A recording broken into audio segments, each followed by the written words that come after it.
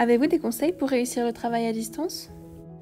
Les conseils que je pourrais donner au niveau du télétravail, c'est de garder un rythme de vie professionnelle, c'est-à-dire de continuer de se lever, de s'habiller et pas travailler du PC de son lit. Puis vraiment faire en sorte aussi d'avoir le matériel nécessaire pour pouvoir continuer à travailler. Moi, pendant le confinement, j'étais en chômage technique et des conseils quand on est en chômage technique, c'est de ne pas se couper des relations professionnelles. Il faut relancer ses collègues pour savoir ce qui se passe dans l'entreprise pour ceux qui travaillent, prendre des nouvelles et garder le contact. Des conseils pour réussir le télétravail, c'est de communiquer et de se lever aussi. Moi j'étais aussi en chômage partiel et ce que j'ai fait, c'est que j'ai pas hésité à relancer mes collègues, à prendre des nouvelles, savoir comment ça se passait en entreprise. Je me tenais régulièrement à disposition si jamais ils avaient besoin de questions ou d'aide sur différentes tâches. Et avez-vous des conseils pour réussir sa formation à distance? Alors le gros conseil que je peux donner pour les cours à distance, c'est continuer à faire preuve d'assiduité, c'est-à-dire bien se connecter à chaque cours et pas juste ouvrir le PC le matin et puis le refermer une fois qu'ils ont fait l'appel. Et vraiment aussi poser des questions.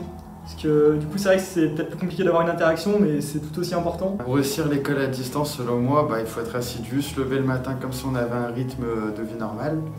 Et pas hésiter à garder contact avec ses camarades si on a besoin d'aide. Pour réussir l'école à distance, il faut rester concentré sur le travail et bien se dire qu'en fait c'est pour la réussite de notre diplôme et pas baisser les bras, surtout à ce moment-là. Pour moi, pour réussir sur les cours à distance, il ne faut pas hésiter à poser des questions, à interroger. Ça permet au professeur notamment de voir qu'il y a du monde en face de lui, qu'il n'est pas tout seul. Et puis nous, ça nous permet aussi de s'interroger et bien comprendre le cours. Avant de conclure, souhaitez-vous rajouter quelque chose? Si je peux rajouter quelque chose, l'alternance c'est super parce que ça permet de se former à un poste tout en étant pas considéré tout de suite comme un salarié et de progresser à son rythme en quelque sorte et de s'épanouir progressivement dans le monde professionnel. Quel est votre projet pour la suite? Alors pour moi, mon alternance elle s'est super bien passée. Du coup, à terme, l'objectif ce serait d'avoir un poste sur le métier que j'exerce actuellement. Et donc voilà, j'espère qu'il y a un jour un poste qui va se libérer et que je pourrai le saisir. Mon projet pour l'année prochaine, il a déjà été défini. J'ai été embauché pour une filiale de Total au poste d'approvisionneur. Mon projet pour l'année prochaine, c'est de poursuivre mes études en master en achat et supply chain.